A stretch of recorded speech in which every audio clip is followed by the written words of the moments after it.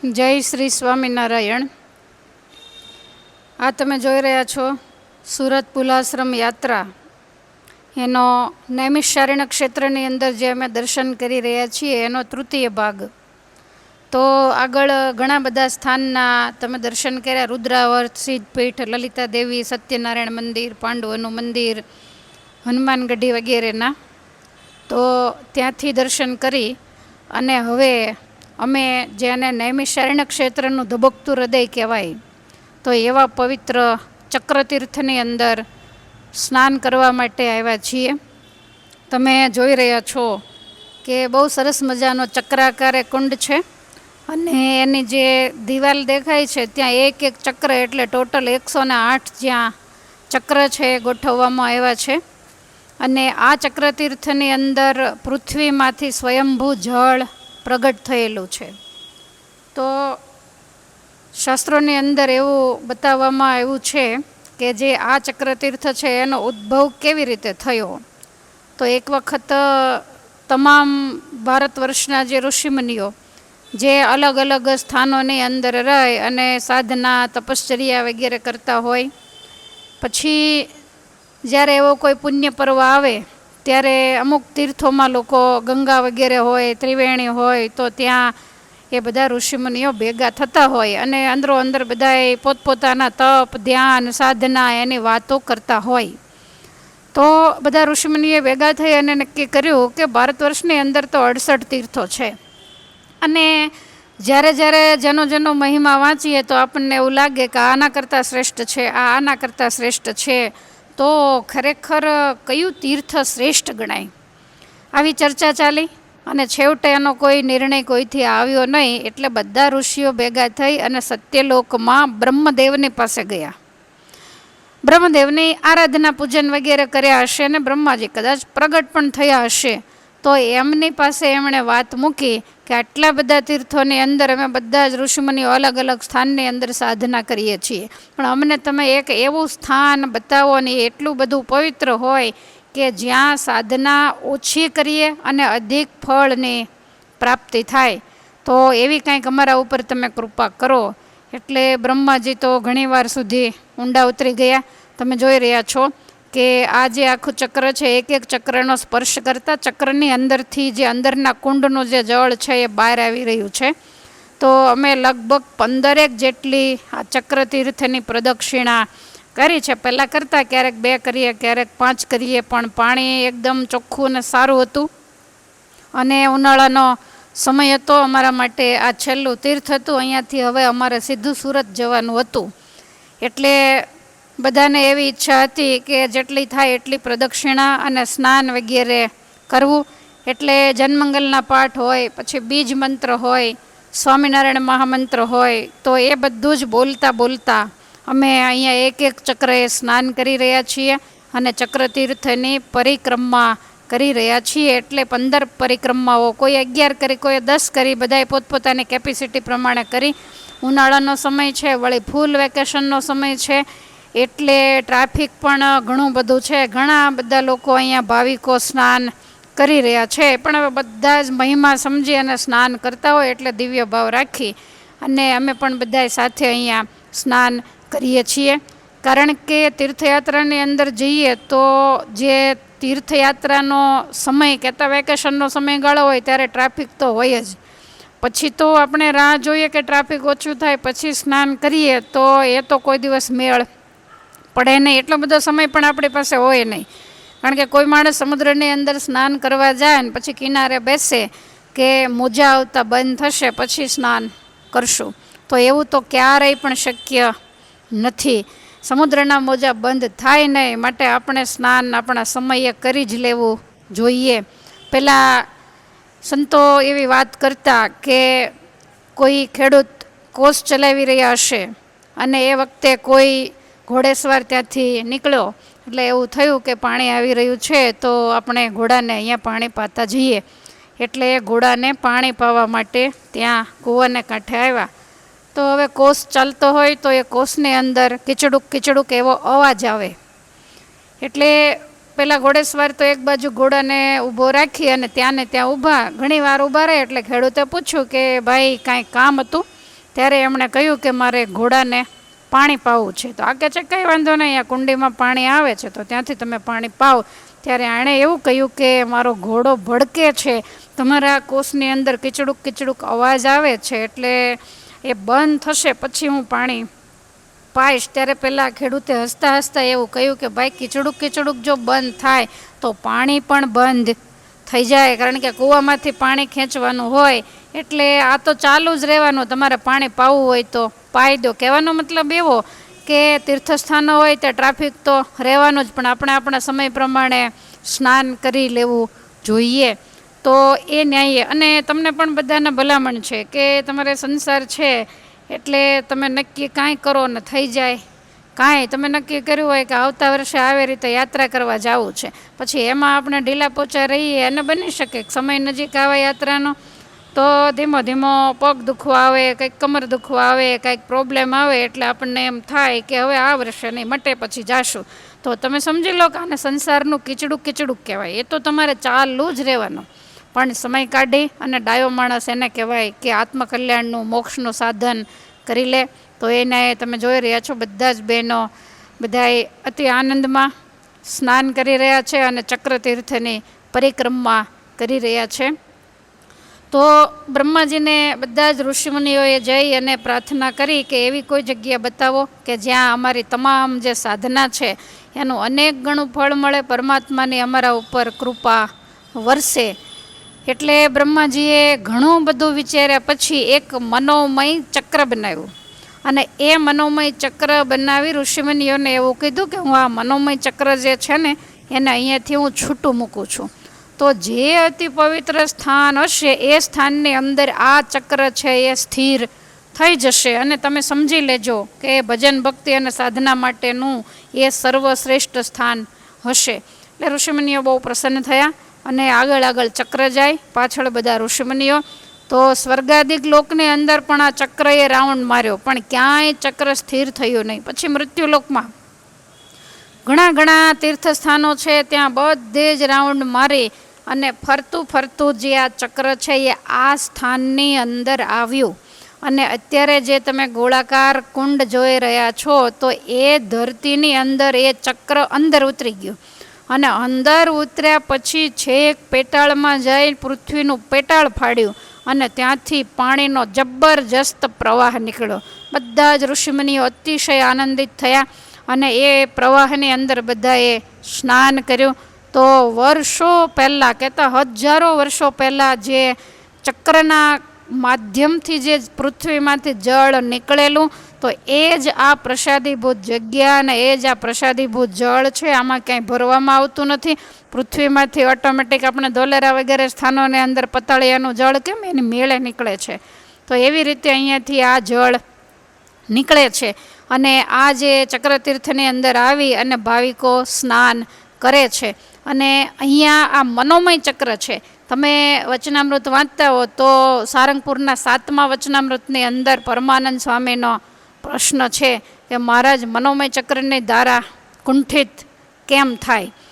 તો એ મનોમય ચક્ર કોને કહેવાય? તો ભગવાન શ્રી હરિએ એનો અદ્ભુત જવાબ આપ્યો છે કે જ્યાં આપણું છેતરામણું મન, આપણી જ્યાં ત્યાં બધે ફરતી ઇન્દ્રિયો, તો એ બધી જે ધારાઓ છે એ કુંઠિત થઈ જાય, કહેતા સ્થિર થઈ જાય. જે સ્થાનમાં જઈએ એટલે આપણા મન અને ઇન્દ્રિયો એકદમ શાંત બની જાય. તો એને નૈમિષારણ્ય ક્ષેત્ર જાણવું, અને એ સ્થાનની અંદર જપ તપ પૂજા વ્રત ધ્યાન જે કાંઈ કરે તો એની દિન દિન પ્રત્યે અભિવૃદ્ધિ થાય. ભજન ભક્તિમાં આવા સ્થાનની અંદર કંટાળો ન આવે, તો એને નૈમિષારણ્ય ક્ષેત્ર કહેવાય. જ્યાં સુધી આપણી મનોમય ચક્રની જે ધારાઓ છે એ ઘસાઈ ગઈ ન હોય ત્યાં સુધી એ ચક્ર ક્યાંય સ્થિર થતું નથી. કહેતા આપણું મન ક્યાંય સ્થિર થતું નથી.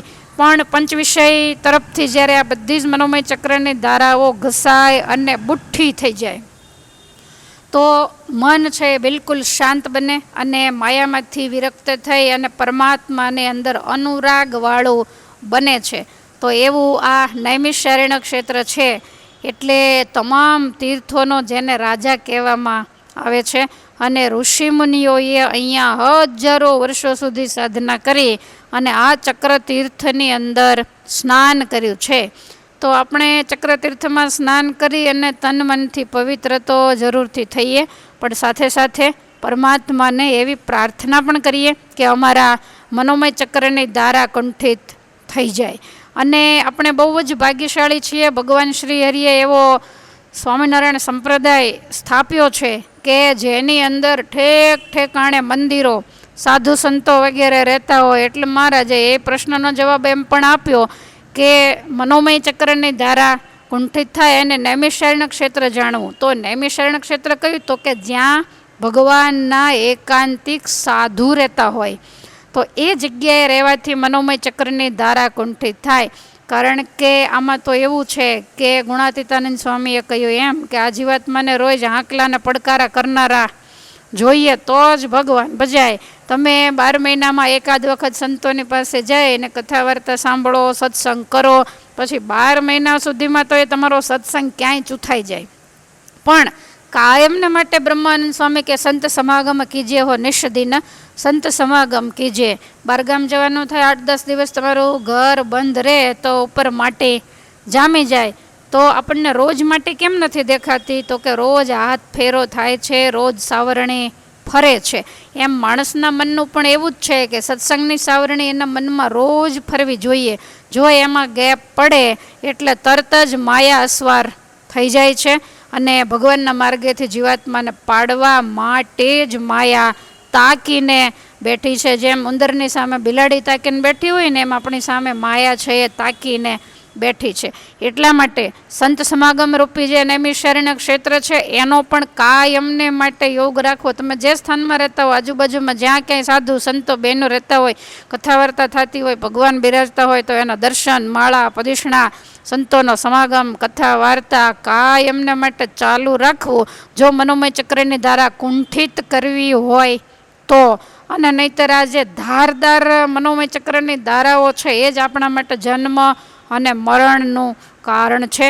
તો એ મનોમય ચક્ર એ અહીંયા બ્રહ્માજીએ છોડેલું અને આ સ્થાનની અંદર જળની ધારા નીકળેલી. એટલે સ્નાન કરીને પ્રાર્થના કરીએ કે આપણું મન એ માયામાંથી મુક્ત થઈ અને પરમાત્માની અંદર આસક્ત બને. જે માટે આપણને પરમાત્માએ આવો સરસ મજાનો મોંઘો મનુષ્યનો જન્મ આપ્યો છે. તો એ જન્મને આપણે સાર્થક કરવાનો છે. તમારે આની અંદર દર્શન કરતા જવાના છે અને મનથી પ્રદક્ષિણા કરવાની છે. કારણ કે અમે તો બધી પ્રદક્ષિણા લીધી છે, એટલે તમે મારું લેક્ચર સાંભળતા સાંભળતા ઊંઘી પણ જાઓ. એટલે જાગતા રહી અને દર્શન કરવાના છે. સ્નાન કરવાનો મહિમા છે તો એની સામે દર્શનનો પણ મહિમા કાંઈ ઓછો નથી. કોઈ પણ દર્શન કરવા ગયા હોય, સ્નાન કરતા હોય, એના મનથી આપણે વંદન કરીએ અને એવું માનીએ કે આ લોકો ભાગ્યશાળી છે કે આવા સરસ તીર્થોમાં આટલું સ્નાન, દર્શન વગેરે કરે છે. અને તમે જોઈ રહ્યા છો કે આ બધા જ છોકરાઓ, નાના નાના બાળકો છે, વેકેશન છે એટલે એને લઈ ગયા છે, અને તમામ યુવતીઓ છે. તો આ 10 વર્ષના, 12 વર્ષના બાળકો પણ ભાગ્યશાળી કે આપણા વડવાઓ અથવા તો આપણે 60-70 વર્ષના થયા તો હજી એવો યોગ આવ્યો ન હોય અને આટલા નાના બાળકોનો યોગ મળે તો એ પણ બહુ ભાગ્યશાળી ગણાય. એટલે કોઈનો ગુણ લઈએ ને તો એ પણ આપણને યાત્રાનું થોડું ઘણું ફળ જરૂરથી મળતું હોય છે. તો પરમાત્માના ચરણમાં એવી પ્રાર્થના કરીએ કે આ પવિત્ર નૈમિષારણ્ય ક્ષેત્રમાં આ ચક્રતીર્થની અંદર સ્નાન કરવાનો ભગવાન બધાને લાભ અપાવે. અમે પૂર્વે જ્યારે અહીંયા કથા કરેલી ત્યારે આ ચક્રતીર્થથી જ અમારા ભાગવતજીની જે પોથીજી છે એ અમારી વ્યાસગાદી આશ્રમે જ્યાં કથા હતી ને ત્યાં સુધી ગયેલા. તો જેટલા એ આવ્યા હશે યાત્રાની અંદર, કહેતા કથાની અંદર, તો એ બધાને આ સ્થાન જોતા જૂની પુરાણી યાદ છે એ તાજી થશે કે એ વખતે પણ બધાએ આ ચક્રતીર્થની અંદર સ્નાન કરેલું અને 7 દિવસ સુધી આ સ્થાનની અંદર રહી અને ખૂબ ભજન, ભક્તિ વગેરે કરેલું. કથા વાર્તાઓ સરસ રીતે સાંભળેલી. નૈમિષારણ્યની જે પરિક્રમા કહેવાય, તો એ વખતે ગાડીઓની અંદર બેસી અને બધાએ પરિક્રમા પણ કરેલી.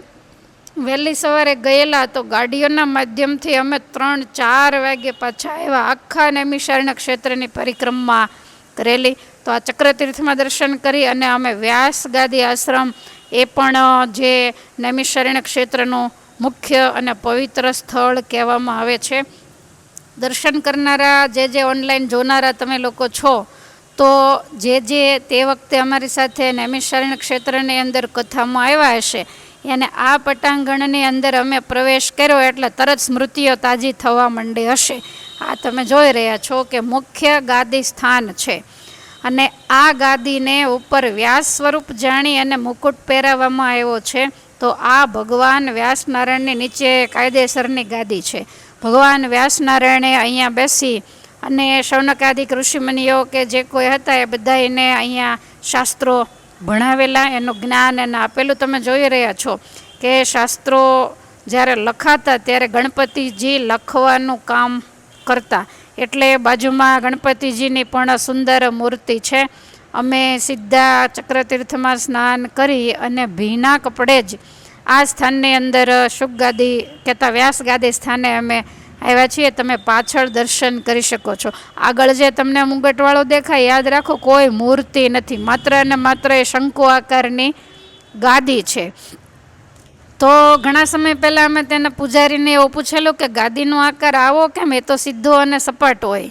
તમે જોઈ શકો છો કે સ્પર્શ કરવા માટે અંદર જવાની પણ છૂટ આપી. જે ભાગવતની કથાઓ કરતા હોય તો એમણે એવું કીધું કે એમના માટે બહુ વાંધો નહીં, એટલે મને અંદર જવાની છૂટ આપી. તો એ ગાદીનો આપણે સ્પર્શ પણ કર્યો છે. તો આ જે ગાદી છે, તો ત્યાંના વિપ્રોએ એવું કીધેલું કે આગળ ઉપર જતા બહુ ભણ્યા પછી વિદવત્તા આવે અને વિદવત્તાનું અભિમાન આવે ને પછી એને એમ થાય કે મારે વ્યાસની ગાદી ઉપર બેસવામાં વાંધો શું છે, શાસ્ત્રો ભણ્યા હોય, કથા વાર્તા કરતા હોય, વ્યાસ સ્વરૂપ જ કહેવાય. તો આવું વિચારી અને કદાચ કોઈ આ ગાદી ઉપર બેસે તો ભગવાન વ્યાસનારાયણનો અપરાધ થાય, અને ગમે તેવો વિદ્વાન હોય પણ છતાંય ભગવાન વ્યાસની સાથે કોઈ આવે નહીં. આ પરિક્રમા માર્ગ છે, અમે વ્યાસગાદીની પરિક્રમા કરી રહ્યા છીએ. તો એટલા માટે કોઈ બેસે જ નહીં, એના માટે આ ટાઈપની વ્યવસ્થા કરવામાં આવી છે. ઉપર મુકુટ વગેરે પહેરાવી અને બધાના માટે દર્શનીય અને પૂજનીય જ આ સ્થાન રહે એટલા માટે આ વ્યવસ્થા છે. તમે જોઈ રહ્યા છો બાજુમાં ભગવાન ગોપાલનું સુંદર મજાનું મંદિર છે. ભગવાન શ્રી કૃષ્ણ રાધિકાજી સહિત બિરાજે છે. તો એ મંદિરની અંદર પણ અમે બાજુમાં જ બિલકુલ વ્યાસગાદીની બાજુમાં જ આ મંદિર છે, તો એના પણ અમે દર્શન કર્યા. બધા અલગ અલગ ઋષિમુનિઓ અહીંયા બિરાજમાન છે. તો પાછળ પણ તમે જોઈ રહ્યા છો કે જેના શરીર ઉપર 68 તીર્થો ને 33 કરોડ દેવતાઓ દેખાય એવી ગાયોના ચિત્રો છે. તો આમ તો નાના એવા એરિયામાં ઘણા બધા તમે જોઈ રહ્યા છો કે યજ્ઞશાળા છે. તો જ્યારે આપણે ભાગવતની કથા ચાલુ કરીએ ત્યારે આપણે એવું કહીએ કે નૈમિષારણ્ય ક્ષેત્રમાં ઋષિમુનિઓએ 1000 વર્ષનું યજ્ઞ સત્ર કર્યું. આ યજ્ઞકુંડ છે. તો જ્યારે અમે અહીંયા કથા કરવા માટે આવેલા ત્યારે અમે આ સ્થાનની અંદર બેસી અને સરસ રીતે યજ્ઞ કરી અને આહુતિઓ આપેલી.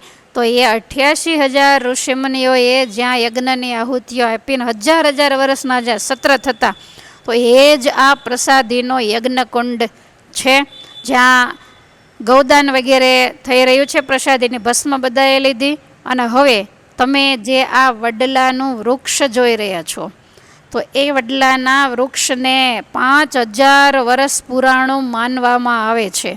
તમે જોઈ શકો છો કે બહુ મોટું જેનું થડ છે, અને લોકો એની છાલ વગેરે ઉખાડે નહીં એટલે એને સફેદ વસ્ત્રથી આવૃત કરવામાં આવ્યું છે. અને આ ભગવાન વ્યાસનારાયણ ત્યાં બિરાજમાન છે. નાની એવી સરસ ડેરી છે, અને એવી માન્યતા છે કે આની નીચે 24 કલાક અખંડ દિવ્ય સ્વરૂપે ભગવાન વ્યાસ એ ભાગવતની ગાથા ગાઈ રહ્યા છે. અને બીજા પણ અમુક એવો ચૈત્ર મહિનો વગેરે સમય હોય ત્યારે ત્યાંના જે વિપ્રો હોય એ પણ આ વટવૃક્ષની નીચે બેસી અને ભાગવતનું મુખ પારાયણ કરતા હોય છે. તો આ 5000 વર્ષ જૂનું જે વટવૃક્ષ બહુ અદ્ભુત અને દિવ્ય છે, એની નીચે લખેલું પણ છે. તો એ આ વટવૃક્ષના તમે દર્શન કરી રહ્યા છો. વધારેમાં વધારે ભાગવતના શબ્દો જો હૃદયસ્થ કર્યા હોય તો આ વટવૃક્ષે કર્યા છે એવું આપણે કહી શકીએ. અને જે દર્શન કરવા માટે જાય તો જે આ વટવૃક્ષ છે એની પરિક્રમા કરવાનો ખૂબ જ મહિમા છે. એટલે પૂજારીજી એની પરિક્રમા કરાવતા હોય છે. વટવૃક્ષનો સ્પર્શ પણ કરાવતા હોય છે. આપણે તો ખાલી સાંભળ્યું છે કે અહીંયા 88,000 ઋષિઓ રહેતા, અહીંયા ભાગવતની કથા થતી, અહીંયા 1000 વર્ષનો યજ્ઞ થતો, પણ એના દર્શન જો કર્યા હોય, એનું કોઈ જો સાક્ષી હોય તો માત્ર ને માત્ર નૈમિષારણ્ય ક્ષેત્રમાં નહીં, પણ આ પૃથ્વીના પડળ ઉપર આ વટવૃક્ષ એક જ છે, પણ એનો મુખ સાક્ષી છે, બોલતા નથી. તો આપણે એના ઉપર વિશ્વાસ રાખી અને એની પ્રદક્ષિણા વગેરે તમે નીચેની એકદમ કોમળ ધરતી પણ જોઈ રહ્યા છો, તો બધા સ્પર્શ કરતાં કરતાં આ વટવૃક્ષની પરિક્રમા કરે છે. નીચે ભગવાન વ્યાસનારાયણનું સ્વરૂપ પણ અદ્ભુત બિરાજમાન છે. અમે લોકો જ્યારે અહીંયા કથા કરવા માટે આવેલા ત્યારે બધા જ બહેનો આ વટવૃક્ષની રોજ 100 પરિક્રમા કરતા અને આખા મંદિરનું પરિસર એની સફાઈ કરતા. તો અહીંયા તો બધા બાર ગામના આવનારા હોય, કોઈ ગામના પ્રોપર હોય નહીં, એટલે માણસો રાખી અને સફાઈ થતી હોય. પણ અમે જ્યારે સફાઈ કરતા ત્યારે ત્યાંના બધા જ પૂજારીઓ અતિશય પ્રસન્ન થતા. તમે વાંચી રહ્યા છો કે અક્ષયવટ છે એ 5099 વર્ષ પ્રાચીન વટવૃક્ષ છે. હવે લખ્યું એને કેટલાય વર્ષ થયા હશે, એટલે અત્યારે તો 100 ઉપર ક્યાંય પહોંચી ગયું હશે. અને આ વટવૃક્ષનો મહિમા જે શાસ્ત્રોની અંદર લખવામાં આવ્યો છે, એ અહીંયા બાજુમાં તમે બોર્ડ જોઈ રહ્યા છો લાલ બ્લુ અક્ષરમાં. તો એ તમામ શાસ્ત્રોમાં આ વટવૃક્ષ એટલે તમે સમજી ગયા હશો વડલો, તો એનો મહિમા બહુ શાસ્ત્રોની અંદર ગાવામાં આવ્યો છે. તો એ અદ્ભુત આ લીલોછમ, આટલા વર્ષ પૂર્ણ હોવા છતાંય પણ સરસ લીલોછમ આ વટ છે. તો એના અમે દર્શન કર્યા, એની પરિક્રમા કરી, અને ત્યાર પછી અમે મનુ અને શત્રુપાની જે તપસ્થલી કહેવાય અને જે સીતારામજીનું પ્રાગટ્ય સ્થાન કહેવાય, તો એ સ્થાનની અંદર અમે દર્શન કરવા માટે આવ્યા છીએ. તમે મહારાણી શત્રુપાના દર્શન કરી રહ્યા છો. જે મનુ મહારાજ અને શત્રુપા એ જગતના આદિ માતા પિતા. એક બાજુ તમે જોઈ રહ્યા છો કે મનુ મહારાજ છે, વચ્ચે સીતારામજી છે અને એક બાજુ શત્રુપાજી છે. કદાચ આપણને એમ થાય કે સીતારામજીની જન્મસ્થલી આ કેમ કહેવાતી હશે, તો એનું કારણ એ છે કે જ્યારે મનુ મહારાજા અને શત્રુપાએ ખૂબ જ તપશ્ચર્યા કરેલી ત્યારે એને ભગવાને દર્શન દીધેલા અને પરમાત્માની પાસે એણે ભગવાન જેવો પુત્રને યાચના કરેલી. અને એ વખતે ભગવાને એને એવું કીધેલું કે જ્યારે ત્રેતાયુગ આવશે ત્યારે તમે અયોધ્યાની અંદર બંને દશરથ અને કૌશલ્યા બનશો, અને ત્યારે હું તમારે ત્યાં પુત્ર રૂપે પ્રગટ થઈશ, અને મારા જે શક્તિ લક્ષ્મીજી છે એ જનકપુરની અંદર પ્રગટ થશે, અને અમે તમારા પુત્ર બનીને તમારી મનોકામનાને પૂર્ણ કરશું, જગતની અંદર મર્યાદાનું અમે સ્થાપન કરશું. અને એ વખતે સીતારામજી સ્વરૂપે બંનેને દર્શન પણ આપેલા. એટલે પહેલાં વહેલા સીતારામજી અવની ઉપર ઉતર્યા હોય તો આ સ્થાનને અંદર ઉતરેલા, એટલા માટે એને પ્રાગટ્ય સ્થળ કહેવામાં આવે છે. વળી રામાયણની અંદર પણ ભગવાનનો જે નીલવર્ણે પ્રગટ થયેલા, તો એની પણ સુંદર ચોપાઈ લખેલી છે કે પરમાત્માને ઋષિમુનિઓ સાથે સાથે મનુ અને શત્રુપા ઓળખી પણ શક્યા નહોતા, એવા તેજના બિંબ વચ્ચે પરમાત્મા પ્રગટ થયેલા. અને મહારાજ મનુ અને શત્રુપાને અહીંયા એમણે દર્શન આપેલા. અને આમ પણ મનુ અને શત્રુપા એ જગતના આદિ માતા પિતા કહેવાય છે. કારણ કે જ્યારે બ્રહ્માજીએ સૃષ્ટિનું સર્જન કર્યું ત્યારે વહેલા સ્ત્રી અને પુરુષનું જે જોડલું ઉત્પન્ન કર્યું, તો એ જ આ મનુ અને શત્રુપા, અને એને સૃષ્ટિ સર્જનની આજ્ઞા કરી. પછી આપણે જાણીએ છીએ કે એણે ઉત્તાનપાદને પ્રિયવ્રત 2 પુત્રો ઉત્પન્ન કર્યા, ત્યાર પછી આકુતિ દેવહૂતિ અને પ્રસૂતિ 3 કન્યા ઉત્પન્ન કરી, અને એમાંથી પછી ધીમે કરતાં સૃષ્ટિનું સર્જન થયું. અને અત્યારે આપણે જે કાંઈ 7-8 અબજની વસ્તી છે આ ભૂમંડળ ઉપર, આ મૃત્યુલોકમાં, તો એ બધાના આદિ માતા પિતા હોય તો મહારાજ મનુ અને શત્રુપા. અને એટલા માટે જ મનુ મહારાજના આપણે વારસદાર છીએ, એટલે આપણને માનવ તરીકે ઓળખવામાં આવે છે. મનુના દીકરા એ બધા જ માનવ. તો આ તપશ્ચર્યાની મુદ્રામાં તમે મનુ અને શત્રુપાને નિહાળી રહ્યા છો. આગળ પણ તમે જોઈ રહ્યા છો કે ચિત્રની અંદર પણ એ જ રીતે બતાવેલું છે. પછી આ એની 3 દીકરીઓ અને જે 2 દીકરા મેં હમણાં વાત કરી એ પણ અહીંયા સરસ રીતે બતાવવામાં આવ્યું છે. અત્યારે તમે જે દર્શન કરી રહ્યા છો, તો એ અમે નૈમિષારણ્ય ક્ષેત્રની અંદર જ્યારે કથા કરી ત્યારે આ સ્થાને કહેતા આ હોલમાં અમે 7 દિવસની કથા કરેલી. આ જ અમારી વ્યાસપીઠ, પાછળનું બેકગ્રાઉન્ડ વ્યાસપીઠનું છે. પછી આજે તમે સફેદ દાઢીવાળા મહાપુરુષને જોઈ રહ્યા છો, એ મનુ મહારાજાની બહુ મોટી મૂર્તિ છે અને એની આગળ જ અમારી વ્યાસપીઠ ગોઠવવામાં આવેલી. અને ત્યાં, કારણ કે એ વખતે આ મૂર્તિ નહોતી, પણ અત્યારે થોડુંક રિનોવેશન વગેરે કરવામાં આવ્યું છે. કારણ કે એ વખતે ત્યાં સેવાની જરૂર હતી, એટલે અમારા બહેનોએ ઘણી બધી સેવા પણ ત્યાં કરેલી આ રિનોવેશન માટે. તો આ મનુ મહર્ષિ જે સાધના અવસ્થામાં છે, દાઢી વગેરે તમે જુઓ, જટા વગેરે, તો એની આ સુંદર મૂર્તિ છે અને આ સભા મંડપ છે. એટલે જેટલા દર્શન કરશે અને કથાની યાદ તાજી થશે. તમે જોઈ રહ્યા છો અમે ઉપર છીએ, આ લોકો અહીંયા નીચે, આ હોલ છે કથા મંડપ. તો લગભગ 100 જેટલા જ હતા, એટલે અંદર બધાએ સરસ રીતે આવી ગયેલા અને સારી રીતે કથા થયેલી. ને અમે શરણેમાં હોલ ને એવું તો બહુ સારું દરેક જગ્યાએ નવું અત્યારે તૈયાર થયું છે. પણ અમારી ઈચ્છા એવી હતી કે જે અતિ પ્રસાદીનું સ્થાન હોય ને જ્યાં ભાગવતની ગાથા ઋષિમુનિઓએ બેસીને ગાય હોય, જ્યાં યજ્ઞ કર્યા હોય, તો એ જ સ્થાનમાં બેસીને આપણે કથા કરવી, અગવડ સગવડને ભોગવી લેવી. પણ આ વસ્તુનું ધ્યાન રાખવું, અને એટલા માટે અમે આ સ્થાનની અંદર થોડીક અગવડતા ભોગવીને પણ કથા કરેલી અને ખરેખર ખૂબ જ આનંદ આવેલો. તો એની યાદ તાજી કરવા માટે બધાએ આ સમૂહ ફોટો લીધો છે. હવે ત્યાં દર્શન કરી અને અમારે હવે જે છેલ્લું સ્થાન બાકી રહ્યું છે, તો એ સ્થાને અમે જનારા છીએ. અને એ સ્થાનનું નામ છે ગોમતી ગંગા, કહેતા ધેનુમતી નદી. તો હવે આ વ્યાસગાદીથી બધાએ પાછા વળી અને ઓટોના માધ્યમથી, ગાડીઓના માધ્યમથી બધા જ દર્શન કરવા માટે જવાના છે ધેનુમતી નદીને કિનારે. અને ત્યાંય પણ હવે છેલ્લું સ્થાન છે, એટલે બધાએ મન મૂકીને સ્નાન કરશે. બધાને ભાવથી જય સ્વામિનારાયણ.